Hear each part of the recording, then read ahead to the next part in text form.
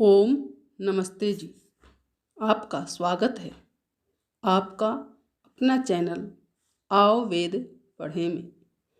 इस चैनल पर केवल आचार्य प्रदीप कुमार शास्त्री जी का ऑनलाइन व ऑफलाइन शास्त्रीय कक्षाओं के वैदिक व्याख्यान उपलब्ध होंगे।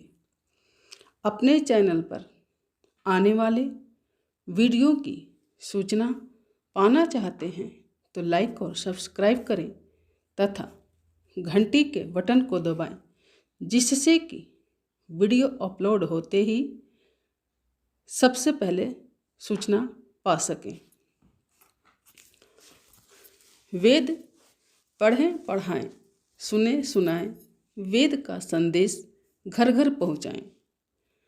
ऋषि ऋण को चुकाएं, अपना कर्तव्य निभाएं, जीवन सफल बनाएं।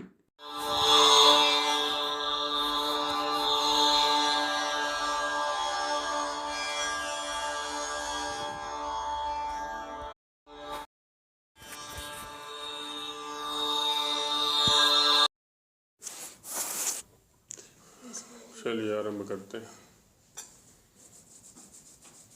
ओम सहना भवतु सहनौ भुनक्तु सह वीर्यं करवावहै तेजस्विनावधीतमस्तु मा विद्विषावहै। ओम शांति शांति शांति।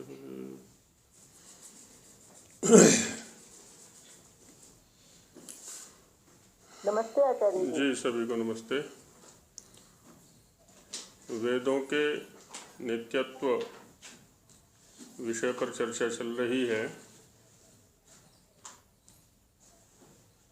आज कुछ सामयिक चर्चा चलाते हैं। पर्व विशेष मनाने जा रहे हैं हम दीपावली के नाम से। वैदिक दृष्टि से हमारे जीवन में इसका क्या अस्तित्व है, इसको थोड़ा चिंतन करने का प्रयास करते हैं।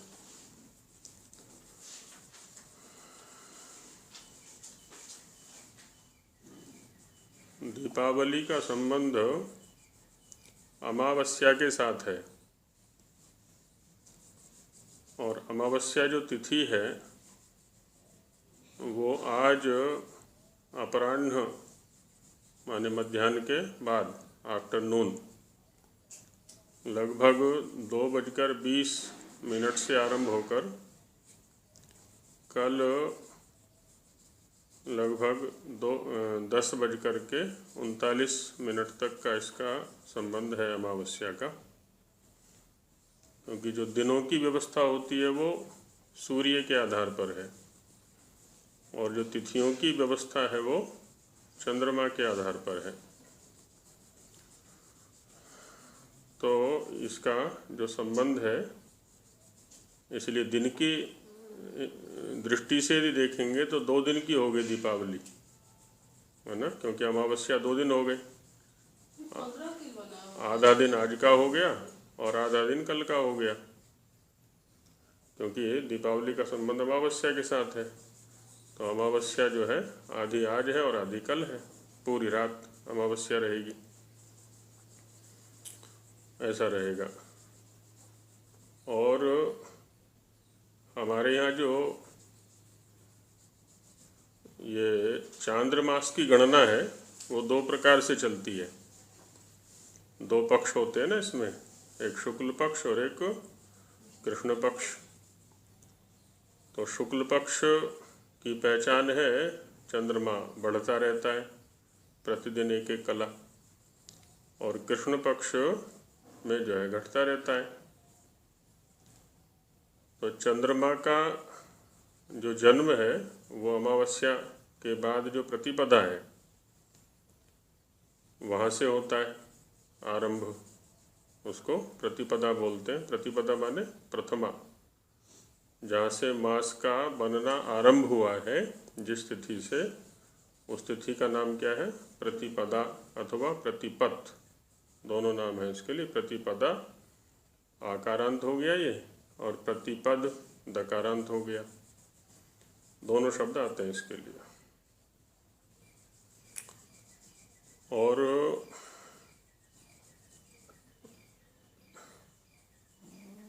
माने शून्य से आरंभ हुआ और पुनः शून्य पर जब पहुँचेगा, पुनः शून्य पर कब पहुँचेगा? अमावस्या पर।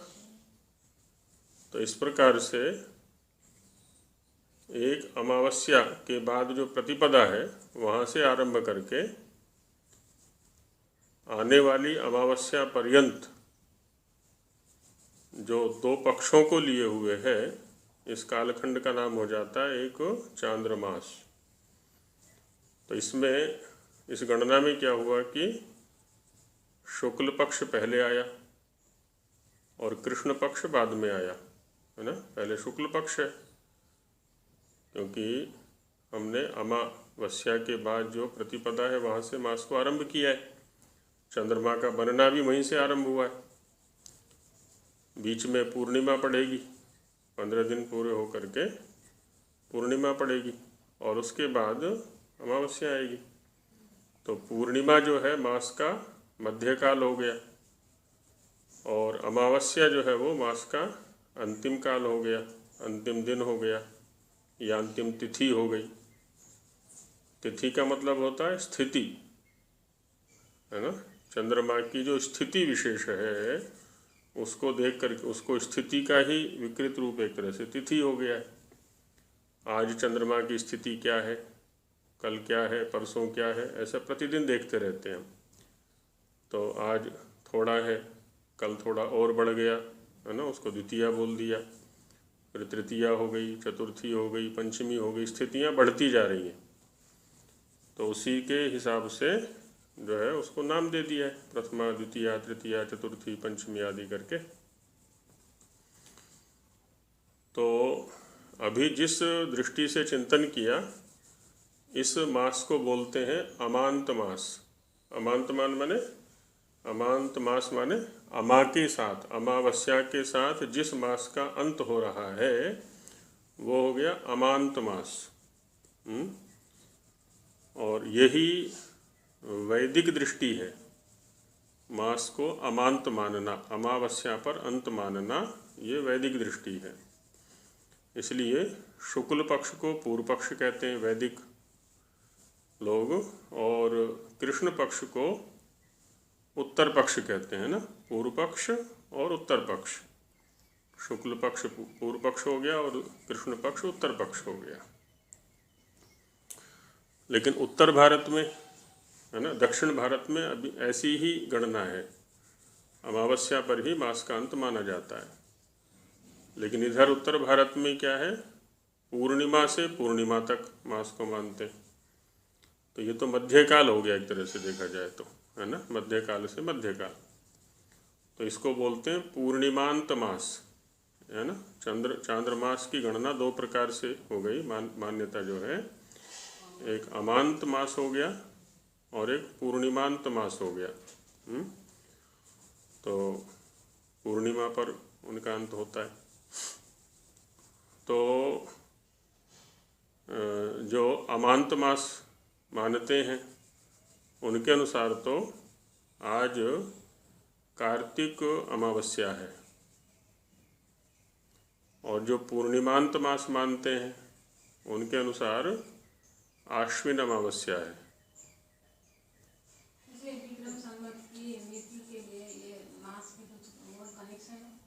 हाँ हाँ, तो विक्रमी संवत के अनुसार, माने यदि हम तिथि के अनुसार देखते हैं उसको, तो तिथि के अनुसार तो आज अमावस्या आरंभ हो रही है, आज जो है ना अमावस्या आरंभ हो रही है। हाँ, तो हाँ, अब जैसे इन्होंने कहा भी कार्तिक 28 है नेपाल में विक्रमी संवत के अनुसार, तो 29 होगा, 29 होगा आज। तो अब यहाँ क्या है ना, ये अमांत गणना है इनकी, लिखते इधर भी ऐसा ही है, माने अमावस्या के बाद जो प्रतिपदा आएगी उसको लिखेंगे हम 1। ऐसा ही है ये जो गणना बताई ना आपने अभी। इस बार मिला है एक, सिर्फ वो है, मतलब सिर्फ ये तो इस नहीं, बार ये अमावस्या को 30 से लिखेंगे वहाँ पर। हमेशा ऐसा नहीं होता। जो पंचांग है वो देखना, कैलेंडर हो वैसे, नहीं तो 30 को कब लिखेंगे। विक्रम संवत ही चलता है ये। हाँ हाँ ठीक है, विक्रमी संवत चलेगा और तिथियाँ चलेंगी ये, हाँ, तिथियां भी चलती और वहाँ 1 से 30 की गणना चलेगी। तो होगा क्या कि अमावस्या पर 30 लिखा जाएगा और पूर्णिमा पर 15 लिखा जाएगा। हमेशा ऐसा नहीं होता। जैसे 6-7 तारीख के दिन में अमावस्या पड़ सकता है, पूर्णिमा पड़ सकता ना ना ना ना, दो बातें हैं। अब यहाँ दो चीज़ें मिल गई। अभी जैसे तुमने कहा कि 6-7 तारीख को पूर्णिमा अथवा अमावस्या पड़ सकती है, ठीक है। अब यहाँ 6-7 तारीख, जिसको हम तारीख कह रहे हैं, वो दिनांक है। वो दिनांक जो है वो सूर्य की गणना के अनुसार है, सूर्य की गति के अनुसार है। अब यदि वैसा देखें तो दिनांक के अनुसार तो आज 14 तारीख है, 14 दिनांक होगी ना आज, तो कल 15 है। और चांद्र के अनुसार क्या है, आज 29 है। है। विक्रम संवत की गणना चंद्रमास के अनुसार चलती है। विक्रमी संवत हो चाहे ईसवीय संवत हो, है ना। विक्रमी तो क्या है ना, राजा विक्रम से आरंभ हुआ है, और ईसवीय जो है वो ईसा से आरंभ हुआ है, तो इसलिए उनका नाम वो पड़ गया है। अब उसमें हमें ये देखना पड़ेगा कि हम गणना चंद्र की गति के अनुसार कर रहे हैं या सूर्य की गति के अनुसार कर रहे हैं। यदि सूर्य की गति के अनुसार कर रहे हैं तो ये दिन रात में गणना है, क्योंकि दिन रात जो बनते हैं वो सूर्य के आधार पर बनते हैं। हमारी जो पृथ्वी है, जब सूर्य के सामने है, जब से लेकर जब तक, उसको हम दिन कहते हैं। और जब सूर्य पृथ्वी के पीछे हो जाता है, पृथ्वी घूम गई, तो जब से जब तक पीछे रहता है उसको रात कह देते हैं। तो ये तो हुआ सूर्य के आधार पर दिन और रात। चंद्रमा की जो स्थिति है वो अलग है ना, वो स्थिति अलग है। तो अब जैसे सूर्य के अनुसार तो क्या है, आज 14 दिनांक है, ठीक है। और चंद्रमा के अनुसार क्या है, 29 तिथि है, 29वीं तिथि है। और 29वीं तिथि जो चंद्रमा की है वो कब आरंभ हो रही है, सौर गणना के अनुसार 2:20 से। सौर गणना के अनुसार 2:20 से क्या हो रहा है, चांद्र तिथि का आरंभ हो रहा है। कौन सी तिथि का, 29वीं तिथि का। और 30वीं तिथि जो आरंभ होगी कल लगभग 10:39 पर आरंभ होगी। ये चांद्र तिथि हो गई। और कल को सौर दिनांक के अनुसार क्या है, 15 है कल, ठीक है नहीं। तो इसलिए जो चांद्र तिथि के अनुसार कैलेंडर होगा, जैसा आपने कहा अभी कि वहाँ के अनुसार आज 29 है, 29 जो है वो चांद्र गणना के अनुसार है, वहाँ चांद्र गणना के अनुसार है वो। लिखते यहाँ भी ऐसा ही है कि जो अमावस्या के बाद तिथि आएगी, है ना, उसको एक संख्या से लिखेंगे, फिर 2, 3, 4, 5, 6, पूर्णिमा को 15, पूर्णिमा के बाद जो प्रतिपदा आएगी उसको 16, फिर 17, 18, 19, 20 से करते हुए अमावस्या को लिखेंगे 30 से। ये चांद्र गणना के अनुसार हुआ, चंद्रमा की गति के अनुसार। इसमें 30 ही है चंद्रमा में, 29 कुछ बैठता है, पूरे 30 नहीं है। तो उसी के लिए क्या है ना, तिथियां घटाई बढ़ाई जाती हैं फिर, जिससे कि सौर गणना के साथ इसका सामंजस्य बना रहे। हर 3 साल पर जा कर के 1 महीना बढ़ा दिया जाता है, जिसको मलमास। जैसे इस बार क्या था ना, एक आश्विन 2 हो गए थे, असोज 2 हो गए थे, तो एक इसको क्या है, मलमास या अधिक मास, है ना, देवमास ऐसा बोल दिया जाता है। तो वही है। तो उसके अनुसार क्या है ना, पूर्णिमा वालों के अनुसार तो जो पूर्णिमांत मास मानते हैं मास को, उनके अनुसार तो क्या है, आज आश्विन अमावस्या है, आश्विन अमावस्या का आरंभ है। और जो अमांत मास मानते हैं अमावस्या पर, उनके अनुसार कार्तिकी जो है ना वो अमावस्या है। आजकल इसमें मोबाइल में भी हिंदू कैलेंडर करके दिया जाता है, वो उपलब्ध है ऐप, तो उसमें भी देख सकते हैं, वहाँ भी सारी स्थिति दिखा देते हैं। वो सौर गणना के अनुसार भी दिखाते हैं, चांद्र के अनुसार भी दिखाते हैं। इसमें तो मतलब घट बढ़ रहा है ना दिन तो। वो सूर्य के आधार पर है, दिन का घटना बढ़ना आदि सूर्य का जो पृथ्वी के साथ संबंध है वो उसके आधार पर है। इसका चंद्रमा से कोई लेना देना नहीं, दिन का घटने बढ़ने का। ये जो ईस्वी सन जो निश्चित कर दिया 12 बजे दिन 12 बजे रात, हाँ, तो वो सौर के स्तर पर है। जैसे अब यहाँ हमारे यहाँ दिन है तो बाहर वालों के यहाँ रात होती है। पृथ्वी का जो परिभ्रमण है उसके आधार पर, भाई पृथ्वी घूम गई तो अभी यहाँ दिन है, अमेरिका वालों के लिए रात है ना। वो घूमेगी, यहाँ रात होगी, वहाँ दिन हो जाएगा, जो पीछे रहने वाले उनके हिसाब से। तो इस दिनांक को निश्चित कर दिए सभी के लिए सौर गणना के अनुसार। हाँ, वो मानक हो गया एक। मानक हो गया। बिल्कुल बिल्कुल वही रहता है, एक मध्यम मान लिया जाता है पारस्परिक व्यवहार के लिए, सामाजिक व्यवहार के लिए क्या है ना, एक मध्यम मान ले लिया जाता है, तो उसके आधार पर व्यवहार हुआ करते हैं। अच्छा, अब चलते हैं अमावस्या के ऊपर। अमावस्याएं वर्ष में कितनी बैठेंगी? हाँ, अमावस्याएं वर्ष में 12 महीने बैठेंगे ना। 12 पूर्णिमा रहेंगी और 12 अमावस्याएं रहेंगी, ठीक है नहीं। तो 12 अमावस्याएं रहती हैं। तो आज भी एक अमावस्या का आरंभ हो रहा है। तो आयुर्वेद वालों के अनुसार है ना, जो ये ऋतु शरद और हेमंत के मध्य का काल चल रहा है, शरद ऋतु और हेमंत ऋतु के मध्य का काल चल रहा है। और ये जो स्थिति है पित्त के प्रकोप की, है ना, एक चरम स्थिति होती है। शरद ऋतु में क्या होता है ना, पित्त प्रकोपित होता है, इसलिए पित्त जन्य रोग होते हैं, ज्वर आदि जो है ना। तो पित्त शामक या पित्त नाशक जो औषधियाँ हैं, क्रियाएं हैं, वो की जाती हैं इसमें। तो ऋतु संधि काल तो प्रत्येक हमारे लिए जो है बड़े सावधानी पूर्वक चलने योग्य होता है, क्योंकि परिवर्तन होते हैं प्रकृति के अंदर, तो शरीर में भी वही परिवर्तन होते हैं। अमा कहते हैं 7। अमा जो है ना एक अव्यय है, जैसे सह अव्यय है ना, एक सह का अर्थ होता है 7। सह, साकम, सार्धम, समम, है ना, ये है। वैसे ही एक अव्यय है अमा। तो अमा का क्या अर्थ है? 7। और अमा के साथ में वस्या शब्द लगा हुआ है। वस्या अथवा वास्या दोनों शब्द मिलते हैं, है ना। इसके लिए अमावस्या शब्द भी आता है और अमावास्या शब्द भी आता है स्थिति के लिए। तो अमा का मतलब होता है 7। अब 7 शब्द का जब हम प्रयोग करते हैं तो कम से कम 2 पदार्थ वहाँ पर चाहिए, क्योंकि एक पदार्थ का साथ तो होता नहीं, कम से कम 2 पदार्थ साथ साथ रहते हैं। तो पृथ्वी पर तो हम हैं, ठीक है ना, बैठे हुए हैं। तो पृथ्वीवासियों की दृष्टि से या हमारी दृष्टि से कह लें, सूर्य और चंद्रमा जिस दिन एक रेखा पर रहते हैं, है ना, आगे चंद्रमा रहेगा, पीछे सूर्य रहेगा, तो ये हमारी दृष्टि से उस दिन क्या हो गया, ये सूर्य और चंद्रमा साथ साथ हो गए,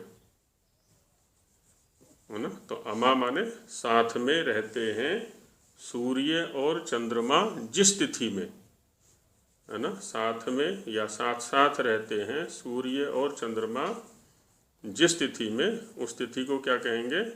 अमावस्या अथवा अमावास्या तिथि उसको कहते हैं। दोनों एक रेखा में रहते हैं। बिल्कुल बिल्कुल रहेंगे। अमावस्या तिथि को ये घटना घटती है। सूर्य और चंद्रमा, हाँ, सूर्य और चंद्रमा जिस तिथि में साथ साथ रहते हैं, एक रेखा पर रहते हैं, उस तिथि को अमावस्या अथवा अमावास्या तिथि कहा जाता है, ठीक है। अब यहाँ होता क्या है? वस्या का मतलब है ये। हाँ, वस्या माने रहना, वस धातु है वस निवासे, और यह जो अर्थ आया है वो कारक को कहने के लिए आया। अमा माने 7, तो साथ रहते हैं जिसमें, अम्मा का अर्थ हो गया साथ, वस माने रहना, और य से जिसमें निकाल लिया हमने। तो साथ कौन रहते हैं? सूर्य और चंद्रमा। तो सूर्य और चंद्रमा साथ साथ रहते हैं जिस तिथि में, वो तिथि होगी अमावस्या। चंद्रमा का संबंध मन के साथ है और सूर्य का संबंध चक्षु के साथ है। चंद्रमा मनसो जातः चक्षुः सूर्यो अजायत। एक वेद मंत्र कहता है, चंद्रमा मनसो जातः चक्षुः सूर्यो अजायत, कि चंद्रमा मन से उत्पन्न हुआ और चक्षु से सूर्य उत्पन्न हुआ। अब जिसके पास चक्षु नहीं है उसके लिए सूर्य का होना न होना दोनों एक बात है।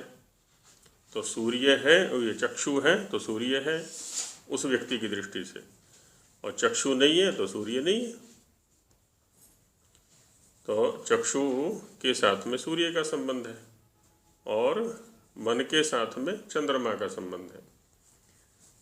अब होता क्या है, अन्य दिन तो सूर्य की जो किरणें हैं वो चंद्रमा पर पड़ती हैं और चंद्रमा से प्रत्यावर्तन होकर के पृथ्वी पर पड़ती हैं, फिर लौट करके, तो है ना, तो उससे हमारा स्वास्थ्य ठीक रहता है।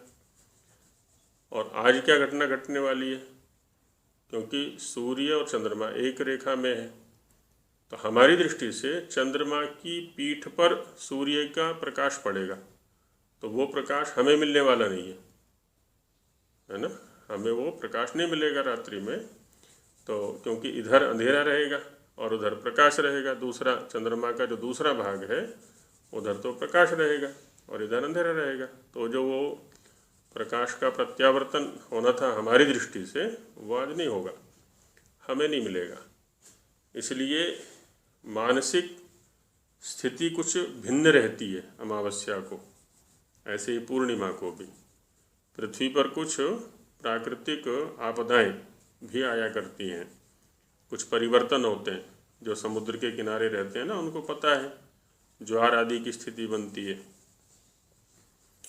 और अमावस्या के दिन ज्वार की बनती है पूर्णिमा। और मानसिक रोगी जो होते हैं ना उनका जो रोग का वेग है इनमें अधिक बढ़ता है। इसलिए हमारे ऋषियों ने क्या किया, बड़े वैज्ञानिक थे, कि अन्य दैनंदिन कार्यों से हटा करके हमें क्या है कि कर्मकांड विशेष से जोड़ दिया कि अवकाश रखो, आज दूसरे सांसारिक कार्य मत करो, गृहस्थ संबंधी कार्य भी मत करो। तो कुछ कर्मकांड, और कर्मकांड जो है ना वो चतुर्दशी को आरंभ करते हैं और अमावस्या अथवा पूर्णिमा के रात्रि तक वो चलता है। ऐसा कर्मकांड निश्चित कर दिया। उस कर्मकांड का नाम दिया दर्श पौर्णमास। दर्श कहते हैं अमावस्या को, है ना, और दर्श शब्द है ना अमावस्या के लिए आता है, और पौर्णमास माने पूर्णमासी से संबंधित। तो दर्शेष्टि पौर्णमासेष्टि। दर्शेष्टि कब होगी? अमावस्या के दिन, क्योंकि दर्श का मतलब है अमावस्या। तो दर्शेष्टि जो अमावस्या को किया जाने वाला यज्ञ है, इष्टि माने यज्ञ, तो वो दर्शेष्टि है। और पूर्णिमा को किया जाने वाला जो यज्ञ है उसका नाम हो गया पौर्णमासेष्टि। अमावस्या तो ये मतलब दर्शेष्टि। हाँ, अमावस्या वाली दर्शेष्टि और पूर्णिमा वाली पौर्णमासेष्टि। इष्टि माने यज्ञ, ठीक है। तो पहले तिथि से आरंभ करके और जो अंतिम तिथि है उसके अंत तक इस कर्मकांड को ले जाते हैं कि जब तक वो प्रभाव रहता है। अब अगले दिन चूंकि चंद्रमा को आ जाना है, अब मानसिक स्थिति ठीक हो जाएगी, तो तब तक क्या है ना, वैदिक कर्मों में लगे रहते हैं, सांसारिक कर्मों से हट करके, गृहस्थ संबंधी कर्मों से हट करके। और व्रत का भी साथ में रख दिया है। माताएं जो हैं उनका नहीं तो रसोई में ही पूरा दिन जाता है कि भी आज व्रत रखो, ऐसा करो, कोई एक अन्न ले लेते हैं, बस उसी पर पूरे 24 घंटे रहेंगे और बाकी रसोई का काम भी बंद, है ना। तो जो माताएं हैं वो भी कर्मकांड में, क्योंकि यज्ञ का जो अधिकार है पति पत्नी है ना, माता पिता दोनों मिलकर के करते हैं और दोनों को मिलके ही करना भी चाहिए। तो उस कार्य से निवृत्त कर दिया, जो दैनंदिन कार्य थे गृहस्थ संबंधी या सांसारिक या समाज पारिवारिक जो भी, सब एकदम विराम दे दिया, तो वो कर्मकांड में। अच्छा, और एक होता है पक्ष का मध्यकाल। पक्ष का मध्यकाल रहता है अष्टमी, है ना, अष्टमी में भी विशेष प्रभाव रहता है। तो इसलिए क्या है ना, मतलब हमारी शारीरिक स्थिति, प्राकृतिक परिवर्तन आदि भौतिक जो इन लोक लोकांतरों की स्थिति है, विशेष प्रभाव एक दूसरे पर पड़ता है, उसकी दृष्टि से है ना ये वैज्ञानिक पक्ष है क्या कि हम अष्टमी को अथवा अमावस्या या पूर्णिमा को अवकाश रखें, है ना। अवकाश से तात्पर्य क्या होता है, जो दैनंदिन कार्य चलते हैं हमारे उनको बंद रखें और मानसिक शांति के लिए और कार्य करें, अपने ध्यान आदि में अधिक लगाएं, यज्ञ में अधिक समय लगाएं, स्वाध्याय में अधिक समय लगाएं। जो मानसिक शांति वाले कार्य है ना, विक्षेप वाले कार्यों को बंद करके शांति वाले कार्यों में लगाएं उस समय को। तो फिर ये तिथि हमारी आराम से निकल जाती है, बिना किसी प्रभाव किए, विपरीत प्रभाव किए निकल जाती है। सूर्य है ना, तो चंद्रमा का काम क्या हुआ, प्रकाश से, वो सूर्य से जो गर्म रश्मियाँ आती हैं उनको अपने पास ले करके उनको सौम्य बना करके हमारे पास प्रेषित कर देता है। वो रात्रि में सूर्य की जो रश्मियाँ हैं वो तीव्र होती हैं, है ना, तो गर्म होती हैं, उष्ण होती हैं वो। लेकिन सूर्य बड़ा उपयोगी है हमारे जीवन में। सहस्र गुणम उत्सृष्टुम आदत्ते ही रसम रवि। अब देखिए सूर्य के स्तर पर क्या स्थितियां हैं, एक होता है दक्षिणायन काल और दूसरा होता है उत्तरायण काल। अभी कौन सा काल चल रहा है, ये दक्षिणायन काल, है ना। उत्तरायण जो चलेगा वो मकर संक्रांति से आरंभ होता है। मकर संक्रांति की जो घटना है वो लगभग 21-22 दिसंबर के आसपास घटती है। मनाते 14 जनवरी को, 14 जनवरी में कभी नहीं घटने वाली ये घटना, है ना, 21-22 दिसंबर को ये घटा करती है। तो तब से उत्तरायण चालू हो जाता है। उत्तरायण काल में सूर्य रसों का आहरण करता है, औषधियों से, शरीरों से, सब जगह से रस को खींचता है। वो उसकी जो रश्मियाँ हैं ना वो तीव्र होती हैं, जब तीव्र होती हैं तो रसों को खींचती हैं, इसलिए वहाँ पानी की अधिक आवश्यकता रहती है। हम पानी अधिक पिएंगे भी, है ना, प्रकृति को भी पानी अधिक चाहिए क्योंकि खींचता है वो। और दक्षिणायन काल क्या है ना, इसलिए उसको कहते हैं आदान काल। किसको, उत्तरायण काल को आदान काल, सूर्य की दृष्टि, क्योंकि सूर्य उसमें आदान करता है, ग्रहण करता है, ठीक है। और दक्षिणायन काल जो है ना, वो एक तरह से प्रदान काल हो गया। जो रस खींचा था अभी उस रस को वापस लौटा देता है फिर दक्षिणायन काल में। इसलिए दक्षिणायन काल में क्या है ना, सब औषधियाँ रसों से भरपूर रहती हैं, हमारे शरीर भी अच्छे रहते हैं दक्षिणायन काल में। तो उसमें कवि ने कहा है कि सहस्त्र गुणम उत्सृष्टुम आदत्ते ही रसम रवि। आदान काल में, उत्तरायण काल में जो सूर्य अपनी तीव्र रश्मियों के माध्यम से औषधियों से, शरीरों से रस का आहरण करता है, उसका शोषण करता है, लेकिन दक्षिणायन काल में हजारों गुना बढ़ा करके वो वापस कर देता है, वृष्टि आदि के माध्यम से हजारों गुना। और वो शरीर से, औषधियों से शोषण आवश्यक है, उससे, उसके माध्यम से क्या है ना, वो उसका शुद्धिकरण की प्रक्रिया है ये, और शोधन करके फिर वापस कर देता है। इसलिए जो माहेंद्र जल है, जो अंतरिक्ष का जल है ना, वो सबसे बढ़िया बताया हुआ है शरीर के लिए, हमारे लिए। वृष्टि का जो जल है वो सबसे बढ़िया होता है। तो ये कार्य उसका है, आदान भी करता है, प्रदान भी करता है। तो है ना, अब ये चीज़ें, अच्छा वेद देखिए अब क्या कह रहा है, एक मंत्र का पाठ हम प्रतिदिन करते हैं, लेकिन ध्यान इस दृष्टि से नहीं गया है कभी, है ना, मंत्रों पर ध्यान देना चाहिए। स्वस्ति पंथामनुचरेम सूर्या चंद्रमसाविव पुनर्ददता घ्नता जानता संगमे मयि। इस मंत्र का पाठ करते हुए कुछ लोगों को 20 साल, 40 साल, 50 साल, 60 साल आदि आदि जा चुके हैं, लेकिन इस दृष्टि से संभवतः ध्यान न गया हो। अब देखिए यहाँ पर क्या कहा है कि स्वस्ति पंथाम अनुचरेम। इस मंत्र का जो ऋषि है ना, ऋग्वेद का मंत्र है ये 5वें मंडल का, इस मंत्र का जो ऋषि है वो है स्वस्ति आत्रेय। कौन है? स्वस्ति आत्रेय इस मंत्र का ऋषि है। और देवता जो है ना, विश्व देवा हैं इसके। तो स्वस्ति आत्रेय, स्वस्ति माने अच्छा अस्तित्व, सु माने अच्छा और अस्ति माने अस्तित्व, अपनी सत्ता, स्वास्थ्य। तो इसको क्या बोलते हैं? स्वस्ति। और आत्रेय, आत्रेय किसको बोलते हैं?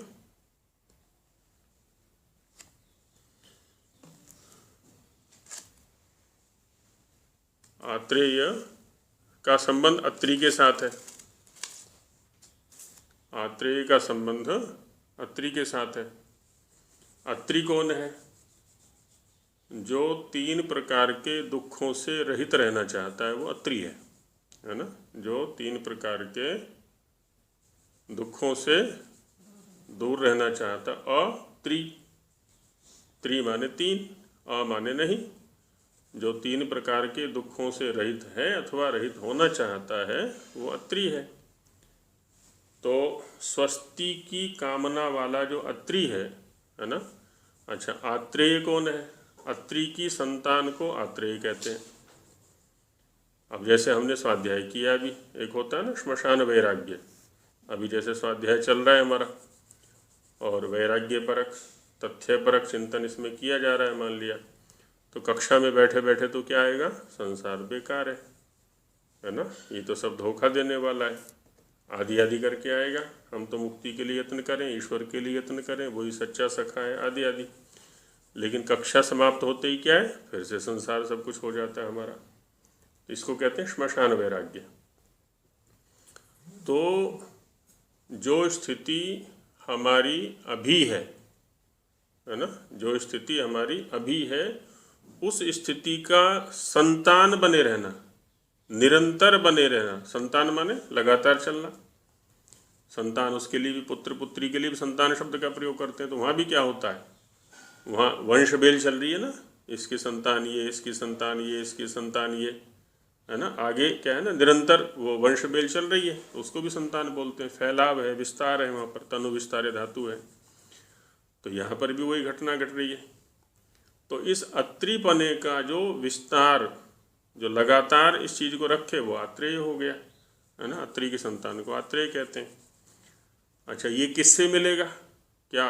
अच्छा अस्तित्व और त्रिविध दुखों से रहित रहना, ये किससे प्राप्त होगा? जो विश्व देव है ना, सभी देव है ना, उनसे प्राप्त होगा, है ना, उनसे प्राप्त होगा। तो इस मंत्र के ये ऋषि हुआ। तो हमें ऋषि बनना है। क्या बनना है? अच्छे अस्तित्व की प्राप्ति के लिए हमें त्रिवृद्ध, 3 प्रकार के दुखों से दूर होने का प्रयत्न करना है। और उसके लिए क्या करना है? विश्व देवा है, जो सभी देव हैं, चाहे वो प्राकृतिक देव हैं या आध्यात्मिक देव हैं, है ना, आदि भौतिक देव हैं, उन सभी की उपासना करनी है, उन सभी के अनुसार जीने का प्रयत्न करना है। तो वही यहाँ पर कहा है। अब देखिए सूर्य और चंद्रमा की उपासना कैसे करनी है, ये मंत्र बता रहा है। क्या कहा? स्वस्ति पंथाम अनुचरेम। पंथा माने मार्ग, पथे गतौ धातु से पंथा शब्द बनता है। जो गति का साधन है, गति का आधार है, उसको पंथा बोलते हैं, मार्ग बोलते हैं। कैसा मार्ग होना चाहिए हमारा? कहते हैं स्वस्ति, जो हमारे अस्तित्व को कल्याणकारी बनाए, हमारे लिए भी और दूसरों के लिए भी। उसको क्या कहते हैं? स्वस्ति, है ना। स्वस्ति पंथाम अनुचरेम, उसका हम अनुचरण करें। कैसे? सूर्या चंद्रमसा विभव, सूर्य और चंद्रमा के समान। जैसे सूर्य और चंद्रमा निरंतर स्वस्ति पथ पर गतिशील रहते हैं, वैसे ही हमें भी, स्वस्ति में सुपथ। हाँ, सुपथ कह लें, कल्याणकारी मार्ग कह लें, जिसमें हमारा भी कल्याण हो और अन्यों का भी कल्याण हो। ठीक है। कल्याण यदि समझ में आ जाता है ना, और उस पर हम चलने लगते हैं, भले ही अपने ही कल्याण के लिए प्रयत्न करें तो उसमें दूसरों का कल्याण स्वतः हो जाएगा। जैसे एक फूल है, गुलाब का ले लें, चमेली का ले लें, रजनीगंधा, किसी का भी फूल ले लें, वो स्वयं को विकसित होने के लिए प्रयत्न करता है और कुछ नहीं करता वो, है ना, कांटों से होते हुए या जैसे भी है। और जिस समय वो विकसित हो जाता है वो सभी के लिए उपयोगी हो जाता है। आँखों को कितना प्यारा लगता है, वातावरण को कितना सुगंधित, है ना, घ्राणेंद्रिय के लिए भी कितना ग्राह्य है वो, हमारे मानस को भी प्रफुल्लित कर देता है, देखते ही मन प्रसन्न हो जाता है वो। तो वैसे ही जिस दिन हम कल्याणकारी मार्ग पर चलने लगेंगे हमारा कल्याण हो जाएगा, दूसरों का कल्याण स्वतः उससे होगा, है ना। जब हम कुंठित रहते हैं, है ना, बड़े ही छोटी चिंतन में हम जीते हैं, तब समस्याएं आती हैं सारी की सारी। अब देखिए करना क्या है हमें। सूर्य और चंद्रमा जैसे चल रहे हैं वैसे हमें चलना है। क्या करते हुए? अब अगले मंत्र को देखें। पुनर्ददता घ्नता जानता, 3 क्रियाएं करनी है, 3 शिक्षाएं लेनी है, इन 3 क्रियाओं को करना है। और यहाँ पर पुनः शब्द का प्रयोग किया है। पुनः शब्द का क्या अर्थ होता है जी? बार बार, है ना, बार बार जैसे अर्थ में पुनः शब्द आता है। क्या करना है? पहला है ददता। किसका संग करें हम? दानियों का संग करें। ददता, है ना, ददता संगमे मही, संगमे मही क्रिया है ना पहले वो। तो ददता, दानशीलों के साथ हम गति करें, दानशीलों को देखें। उसमें भी आया ना, भद्रम करणे भी शृणुयाम देवा भद्रम पश्येम अक्षभिः यजत्राः। हम अपनी आँखों से यजत्राः, यजनशीलों को देखें, हमारी आँखें उसमें उपयोग आए कि जो नित्य यज्ञ कर रहे हैं, नित्य दान कर रहे हैं, उनको हम देखें। और यहाँ भी मंत्र कह रहा है कि ददता। सूर्य क्या कर रहा है जी? प्रतिदिन दे रहा है, निरंतर प्रकाश तो दे ही रहा है, ऊर्जा दे ही रहा है, वो ऊष्मा दे ही रहा है, वो रसों को भी दे रहा है, रसों का पोषण कर रहा है। कुछ दिन सूर्य ना निकले तो स्थिति कैसी भयानक हो जाती है, हमारी भी और प्रकृति की भी। फसलें नहीं होती आदि आदि। तो ये ददता, है ना, दानशीलों का संग करें हम, दानशीलों के साथ में रहें, उनकी संगति करें हम। और अघ्नता, है ना, दूसरी जो स्थिति है, दूसरे लोग कौन रहेंगे? अघ्नता। हन धातु से ये रूप बना है। पहला तो दा धातु से बना था, दाता, दा का अर्थ होता है देना, उसी से दाता शब्द बनता है, देने वाला। और घरों में भी तो एक शब्द है ना इसी से बना हुआ, दादा। तो दादा का काम क्या होता है? वो देता ही रहता है। जिसके प्रति उसका दादा भाव है ना, पोते के प्रति है, पोती के प्रति है, उनको देता रहता है, ये ले लो, ये ले लो, ये ले लो, ये ले लो। बड़े भैया का दादा बोलते हैं ना। हाँ, तो बड़ा भाई भी तो यही काम करता है। और दादा के विपरीत एक होता है लाला। उसका काम क्या होता है? ला, ये ला। उसका काम देने का नहीं है ना, उसका काम लेने का होता है। ला ला ला ला ला ला, ये ला, ये ला, ये ला, तो उसी में रहता है वो। तो ये कह रहा है कि लालाओं का संग ना करें, हम दादाओं का संग करें। अब देखिए यहाँ पर क्या है ना, दृष्टि में अंतर है खाली। जब दान क्रिया होगी ना तो प्रतिदान भी अपने आप होगा। जब हम देंगे किसी को तो उधर से प्रतिक्रिया में दान होगा। ये देने की वृत्ति है। जो भारतीय संस्कृति है वो दैवी संस्कृति है, वो देने की संस्कृति है। हम देने की वृत्ति रखें, लेने की ना रखें। जब हम देने की वृत्ति रखेंगे तो इसके प्रतिक्रिया स्वरूप क्या होगा, उधर भी देने की वृत्ति बनेगी। इधर से देने की वृत्ति है तो उधर भी देने की वृत्ति होगी। क्या देगा वो एक अलग बात है, अलग अलग सामर्थ्य सबका है। एक व्यक्ति ज्ञान दे रहा है क्योंकि ज्ञान है उसके पास, तो दूसरा व्यक्ति क्या है, धन दे रहा है क्योंकि धन है उसके पास। तीसरा व्यक्ति क्या है, बल दे रहा है ना, बल का सहयोग कर रहा है क्योंकि उसके पास बल है ना। एक किसान के पास में घी है, मक्खन है, दूध है, वो दे रहा है। एक के पास दाल है वो दे रहा है, एक के पास अनाज है वो दे रहा है। तो परस्पर ऐसे देने की वृत्ति बनती है फिर कि हम भी दें। जब ये व्यक्ति हमें दे रहा है तो हम भी दें इसको। अच्छा, दूसरी होती है लाला वाली वृत्ति, है ना। इस वहाँ वृत्ति क्या रहती है कि इससे मैं क्या ले सकता हूँ। पहले में वृत्ति क्या थी, इसको मैं दे क्या सकता हूँ, इसका मैं क्या उपकार कर सकता हूँ, इसके काम में कहाँ आ सकता हूँ। एक तो ये वृत्ति है। और दूसरी वृत्ति में क्या है कि इसका मैं कहाँ शोषण कर सकता हूँ, इसका मैं कहाँ अपने लिए उपयोग कर सकता हूँ, इसकी किस वस्तु को मैं ले सकता हूँ अपने लिए उपयोग। दूसरी वृत्ति ये है। अब आदान प्रदान तो दोनों स्थानों पर ही होना है। जब हम दान की वृत्ति रखेंगे, देने की वृत्ति रखेंगे, तब भी आदान प्रदान होगा, और जब लेने की वृत्ति रखेंगे तब भी आदान प्रदान होगा। लेकिन दोनों में महान अंतर है। लेने की वृत्ति में क्या है, शोषण होगा। मैं इससे लूँ, अधिकतम लूँ, जितना ले सकता हूँ ले लूँ, है ना। अगले की सत्ता के ऊपर कोई ध्यान नहीं है। देने की वृत्ति में एकदम इसके विपरीत है, अगले के स्वास्थ्य के लिए दिया जा रहा है, हर प्रकार का स्वास्थ्य रहे। तो इसलिए यहाँ पर क्या कह रहा है, ये ददता, सूर्य जैसे दे रहा है, 24 घंटे दे रहा है, 12 मास दे रहा है ना, देना ही देना है उसका। तो ददता। और दूसरा क्या है, अघ्नता, है ना। अघ्नता माने अहिंसक, जो हिंसाशील नहीं है। अब देखिए, लेने की वृत्ति में हिंसा आ गई कि नहीं आ गई, अपने आप आ गई। और आजकल यही देख लो, चाहे चिकित्सा का क्षेत्र है, चाहे शिक्षा का क्षेत्र है, चाहे व्यापार का क्षेत्र है ना, यहाँ तक कि पारिवारिक जो संबंध है वहाँ भी लेने की वृत्ति है।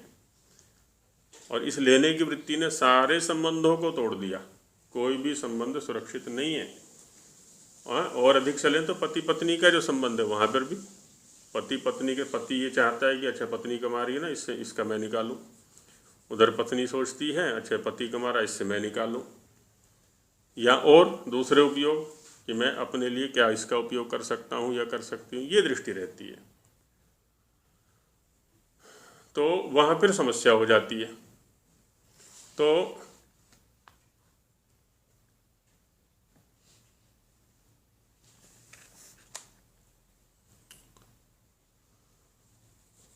इसलिए इस वृत्ति से हटना है ना, अहिंसक वृत्ति लानी है। अहिंसक वृत्ति में, अहिंसक वृत्ति कब आएगी, जब हम अहिंसकों के साथ रहेंगे। यदि हिंसकों के साथ रहेंगे, हिंसाशीलों के साथ रहेंगे, तो हमारे अंदर हिंसक वृत्ति जागेगी। तो यहाँ क्या कह रहा है वेद, अघ्नता। हिंसा का मतलब क्या होता है ना, दूसरे के प्रति अहित बुद्धि रखना। हित बुद्धि रखते हुए यदि हम उसको प्रताड़ित करते हैं, जैसे माता पिता आचार्य भी तो दंड देते हैं कि नहीं देते हैं, और कठोर से कठोर दंड देते हैं। कभी कमरे में बंद कर देंगे, कभी उसको डंडे से पीटेंगे, कभी चांटे मारेंगे उसमें, कभी उसका भोजन बंद कर देंगे, है ना, पता नहीं क्या क्या क्या क्या। लेकिन वहाँ क्या है, उसको हानि पहुँचाने की वृत्ति नहीं है माता पिता आचार्य की, है ना, उसको सुधारने की वृत्ति है कि इसके अंदर जो ये दोष आ गया है किसी प्रकार से ये निकलना चाहिए, नहीं तो आगे चल के इसके जीवन के लिए बड़ा दुखदायी बनेगा। ये वृत्ति ये है। तो इस वृत्ति से यदि हम किसी को प्रताड़ित करते हैं, राजा मृत्यु दंड तक भी देता है इसी वृत्ति से खाली, तो वो उसके हित में है ना, अहित में। द्वेष बुद्धि यदि आ गई वहाँ पर, इसको नहीं छोड़ूंगा चाहे जैसे भी हो जाए, अब वो हितकारी है कि अहितकारी है इस पर ध्यान नहीं है, केवल द्वेष बुद्धि उसके ऊपर हो गई है, वो ठीक नहीं है। तो अघ्नता, है ना, अहिंसकों के संगमे मही क्रिया को साथ में लगाएंगे यहाँ पर। ददता संगमे मही, अघ्नता संगमे मही, और जानता, जो ज्ञानी है ना, उनका संग करें हम, अज्ञानियों का संग ना करें।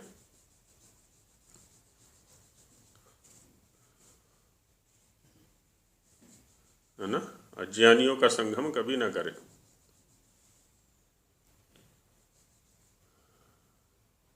तो उसमें सूर्य क्या है? प्रकाश पुंज है, प्रकाश पिंड है। अब सूर्य के पास अपना प्रकाश है तभी तो दूसरों को प्रकाशित करता है। ये अंधकार में छिपी हुई जो वस्तुएं हैं सबको प्रकट कर देता है। अच्छा, जो रूप गुण है ना, वो भी तो सूर्य के माध्यम से हमें प्राप्त होता है। जैसे ही सूर्य हमारी दृष्टि से तिरोहित हुआ, हमारे पीछे चला गया, तो जितने भी रूप थे सब छिप गए हैं। जो जितने भी रूप हैं सब छिप गए, और सूर्य के सामने आते ही सारे रूप हमारे सामने आ गए फिर, है ना। ऊर्जा की प्राप्ति होती है हमें, है ना, ऊष्मा की प्राप्ति होती है। तो वैसे ही हमारी स्थिति भी रहनी चाहिए। अच्छा, इन सब को दिखलाने के लिए क्या करते हैं ना, आज दीपक जलाते हैं। अब दीपक में देखो क्या वृत्ति है। हमारी संस्कृति में जितने भी प्रतीक हैं, जितनी भी क्रियाएं हैं, वो सारी की सारी बड़ी शिक्षाप्रद हैं। अब दीपक में क्या घटना घट रही है? एक मिट्टी का पात्र है, तेल है, उसमें बाती है, अग्नि है, दीपक जल रहा है। एक तो ईर्ष्या से जलना होता है, अपनी हानि कर बैठता है व्यक्ति, और ईर्ष्या का अतिरेक होता है यदि, तो सामने वाले की भी हानि कर बैठता है ना। ईर्ष्या यदि अधिक बढ़ जाए तो सामने वाले की भी हानि कर बैठता है। विद्यार्थी काल में देखा है ना, छात्र कक्षा में एक अच्छा है पढ़ने में, तो एक छात्र को उसको देख करके ईर्ष्या हो गई, क्योंकि वो तो फटाफट सुना देता है, नंबर भी अच्छे आते हैं, तो दूसरे को ईर्ष्या हो गई। अब वो जलने लगा। अभी तक तो अपने स्तर पर जल रहा था, आगे क्या करता है वो, उसका जब अतिरेक हुआ ईर्ष्या का, तो कभी उसकी कॉपी को छिपा देगा कि देखें अब कैसे पढ़ता है ये, कभी उसकी पुस्तक को छिपा देगा, अब देखें कैसे पढ़ता है ये, है ना, कभी उसके बिस्तर को गीला कर देगा। माने कुछ ना कुछ बाधाएं खड़ी करता रहता है। अब इस जलने में क्या है ना, दोनों की हानि हो रही है। अपनी तो प्रगति वो कर नहीं सकता कुछ भी, लेकिन दूसरे को और प्रगति में बाधक, दूसरे की प्रगति में बाधक बन रहा है।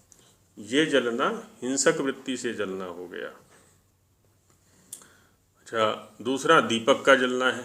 यहाँ तिल तिल जल रहा है, एक एक कण जल रहा है, और उसका लाभ हो क्या है? प्रकाश, सभी के लिए प्रकाश दे रहा है। तो एक तो प्रकाश की प्राप्ति हो रही है सभी को, और दूसरा जो उसमें द्रव्य जल रहा है ना, तेल अथवा घृत, क्योंकि प्रत्येक तेल के अपने गुण हैं आयुर्वेद के अनुसार, और प्रत्येक घी के भी अपने गुण हैं। गाय के घी के अलग हैं, भैंस के अलग हैं, बकरी के अलग हैं, भेड़ के अलग हैं, सबके घी के अलग अलग गुण हैं, अलग अलग दोष हैं, अलग अलग गुण हैं। गाय का जो घी है, यदि देशी गाय का घी है, देशी गाय से तात्पर्य होता है जिसके गले में कंबल हो और ऊपर टाट हो, है ना, मुख्य पहचान ये है, पूंछ में बाल होते हैं। त्रिदोष शामक माना हुआ है। और आयुर्वेद में यदि घृत शब्द कहीं आता है और उसके विशेषण कोई नहीं है, तो घृत का तात्पर्य होता है गोघृत। दूध का मतलब होता है गोदुग्ध, मूत्र का मतलब होता है गोमूत्र, यदि कुछ विशेषण नहीं दिया है। अच्छा, दूसरे का यदि लेंगे तो उसके लिए विशेषण देंगे। जैसे भैंस का लेना है तो माहिष घृतम, या माहिष दुग्धम, माहिष नवनीतम, या माहिष मूत्रम। बकरी का लेना है तो आजम घृतम, अजा से संबंधित, अजा का जो घी है वो आज घृत कहलाएगा, है ना, तो वो रहेगा। तो घृत सबसे उत्तम जो माना है ना, गोघृत माना हुआ है। ये त्रिदोष शामक होता है भोजन में भी, और अग्नि में जब डालेंगे ना यज्ञ के अंदर, तो यज्ञ अग्नि का तो सामर्थ्य है ही कि उस द्रव्य को, जिस द्रव्य को उसमें डाला जाता है, तो हजारों गुना अधिक शक्तिशाली बना देता है उसको। नासारंध्र के माध्यम से, श्वास प्रश्वास के माध्यम से वो हमारे अंदर जाता है और बहुत अधिक, है ना, शक्तिशाली प्रभावशाली शरीर के लिए हुआ करता है वो। तो दीपक में, है ना, बात ये चल रही थी कि दीपक में जो द्रव्य हम डालेंगे, है ना, अभी जैसे ये पित्त की वृद्धि या पित्त के कोप का काल है तो इसमें सरसों जो है सबसे बढ़िया है। और दूसरे अनेक प्रकार के रोग हो रहे हैं, जीवाणु, आजकल वो ज्वर बोलते हैं ना, आजकल कौन सा बोलते हैं उसको, आजकल जो ज्वर होता है वायरल, तो वायरल में भी क्या है ना, जीवाणु है। सरसों में क्या है ना, जीवाणुनाश की बड़ी बड़ी शक्ति होती है, इसलिए भूतनाशनी कहते हैं इसको, सरसों को। तो भूत माने जीवाणु, जो है ये विषाणु हैं। तो अब हम उसको यज्ञ के अंदर भी डाल लें, इसलिए सामग्री में भी आजकल सरसों का प्रयोग करना चाहिए। और इसमें सरसों के तेल का है ना, घृत, गोघृत जो है त्रिदोष शामक है और ये जो है पित्त शामक है। तो सरसों के तेल का उसमें दीपक जलाया जाता है। तो इस प्रकार से वो पित्त का भी शमन करेगा, उधर सुगंधित बन रही है उसकी और उधर प्रकाश दे रहा है ना, और उसमें बराबर जल रहा है तेल। तो जलना है तो इस प्रकार का जले, है ना। सूर्य का एक प्रतिमान यहाँ पर रखा गया दीपक को कि देखो सूर्य भी प्रतिक्षण हमें प्रकाश दे रहा है, ऊर्जा दे रहा है, जीवनीय शक्ति दे रहा है। द्यौ को पिता कहा, द्युलोक को पिता कहा, सूर्य को पिता कहा और पृथ्वी को माता कहा। तो जैसे यहाँ माता और पिता के संयोग से संतति होती है, संतान होती है ना, उसका फैलाव होता है, ठीक वैसे ही सूर्य और पृथ्वी का जो संबंध है ना, उससे विभिन्न प्रकार की जो औषधियाँ हैं, वनस्पतियाँ हैं, शरीर हैं, ये सब, है ना, संरक्षित होते हैं, पालित पोषित होते हैं। तो अब ये सब शिक्षाएं हमें इससे लेनी है। अच्छा, हमारे लिए जिस संस्था से हमारा संबंध है, तो हमारे लिए और विशेष महत्व है ना। क्या महत्व है इसका? ऋषि दयानंद जी महाराज का निर्वाण दिवस के रूप में भी हम इसको मनाते हैं। अच्छा, ऋषि दयानंद के जीवन को यदि हम देखें ना, आरंभ से लेकर के अंत तक, वहाँ सूर्य चंद्रमसौ धाता मंत्र पूरा घट रहा है ना। वह व्यक्ति आरंभ से लेकर के, बचपन से लेकर के और अंत तक सूर्य की उपासना में लगा रहा। सूर्य माने अपने से अधिक प्रकाश वाला, अपने से अधिक ज्ञान वाला जो व्यक्ति है। अच्छा, हमें भी हमारे अस्तित्व का बोध तभी होता है जब हम किसी अपने से बड़े के साथ में रहते हैं। यदि अपने से छोटे के साथ में रहें या अपने समान योग्यता वाले के साथ में रहें तो हम अपने अस्तित्व को बहुत ऊंचा माना करते हैं। नीतिकार ने कहा है यहाँ पर कि हीयते ही मतिस्तात हीनैः सह समागमात् समैश्च समतामेति विशिष्टैश्च एति विशिष्टता। कि हीयते ही मतिस्तात, संबोधित कर रहे हैं सामने वाले को कि हे तात, यदि हम अपने से निम्न श्रेणी वालों के साथ रहते हैं तो हमारा जो मति स्तर है, बुद्धि स्तर है, वो निम्न हो जाता है, हीन हो जाता है, क्योंकि हम ही वहाँ पर सबसे बड़े रहते हैं, सबसे ऊंचे रहते हैं। तो हीनों के साथ में, निम्नों के साथ में अपने से रहेंगे तो उनके साथ में हमारे बुद्धि स्तर भी निम्न हो जाएगा। और यदि समान बुद्धि स्तर वालों के साथ रहेंगे तो वहाँ उतना ही बना रहेगा, ना नीचे जाएगा ना ऊपर जाएगा, है ना, बराबर बना रहेगा। और यदि अपने से विशिष्टों के साथ में रहेंगे हम, तो क्या होगा, हमारा जो बुद्धि स्तर है, आचरण का स्तर है, वो ऊंचा उठता चला जाएगा धीरे धीरे धीरे धीरे, क्योंकि हमारे सामने एक प्रेरणा स्रोत बैठा हुआ है। उसका जो चरित्र है, उसकी जो योग्यता है, उसकी जो पात्रता है, वो निरंतर प्रेरित करेगी हमें ऊपर उठने के लिए। तो यही स्थिति यहाँ दिखाई पड़ती है ऋषि दयानंद जी महाराज के जीवन में, है ना। तो पूरा जीवन सत्य की खोज में, सच्चे शिव की खोज में, है ना, सच्चे ईश्वर की खोज में निकाल दिया। गुरुओं को ढूंढते रहे, सच्चे जो ज्ञानी हैं उनको ढूंढते रहे, साधकों को ढूंढते रहे, योगियों को ढूंढते रहे, है ना, पूरा जीवन। यदि हम उनके जीवन चरित्र का अध्ययन करें तो पूरा जीवन, और अंत में उनकी जो जिज्ञासा है, उनकी जो पिपासा है, वो मथुरा में जाकर के पूरी हुई। और मथुरा में जाकर के पूरी जो हुई ना, उसका साधन पता है क्या है? आर्ष ग्रंथ। गुरुवर विरजानंद जी महाराज आर्ष ग्रंथों के प्रति आग्रही थे, क्योंकि इनके बिना गति होने वाली नहीं है। ऋषियों के मार्ग पर यदि हम चलेंगे, ऋषियों के ग्रंथों का अनुशीलन, अध्ययन, अनुसंधान, उनके अनुसार अपने जीवन को यदि बनाएंगे, तभी हमारी प्रगति हो सकती है। तभी हमें वो प्रकाश प्राप्त हो सकता है जिस प्रकाश को प्राप्त करने के लिए हमने ये मानव जीवन लिया है। ये हमें ऋषि दयानंद जी महाराज के जीवन से स्पष्ट दिख सकता है, दिखना चाहिए। तो हमें, है ना, इस पर्व से क्या क्या शिक्षा मिलती हैं, ये थोड़ा, क्योंकि जो पर्व होते हैं ना, पर्व का मतलब होता है प्रीणंति अस्मिन देवान, जिनमें हम दिव्य शक्तियों को, देवों को तृप्त करते हैं। इसलिए भारतीय संस्कृति में एक परंपरा है ब्राह्मण भोज की, कि प्रत्येक पर्व पर ब्राह्मणों को बुलाया जाता है और उनको भोजन कराते हैं, कुछ दक्षिणा आदि देते हैं। तो ये क्या है? प्रतीक हैं। ब्राह्मण लोग आएंगे, एक तो पवित्र जीवन हमारे घर में आया, उनके आने से ही हमारा अहोभाग्य हो जाता है। वो आएंगे, उनके साथ चर्चाएं होंगी, कुछ उनके प्रवचन होंगे, शंका समाधान होगी, हमारा जो समस्याएं हैं दैनंदिन जीवन में उनका परिहार भी हो जाएगा वहाँ पर। तो ये प्रतीक है। और दूसरा, हमें क्या करना है? हमें करना चाहिए विशेष करके आत्मनिरीक्षण, आत्मचिंतन, आत्मावलोडन। अपनी दुष्प्रवृत्तियों का भी अध्ययन करें, सत्प्रवृत्तियों का भी अध्ययन करें, और जो सत्प्रवृत्तियां हैं उनको बढ़ाएं, उनको सिंचित करें। ये दीपक हमें यही बता रहा है, ये सूर्य और चंद्रमा की जो संगति है हमें यही बता रही है, इन दोनों की जो निरंतर गति है यही बता रही है।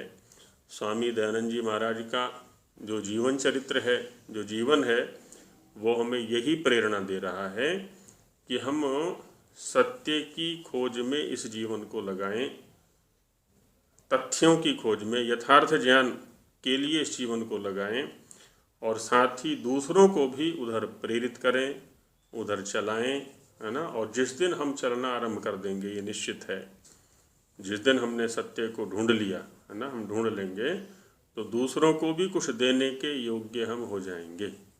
क्योंकि एक सामान्य सी बात है, जिस दुकानदार की दुकान में सौदा होगा वही तो अपने ग्राहकों को दे सकेगा उनका मुंह मांगा सामान।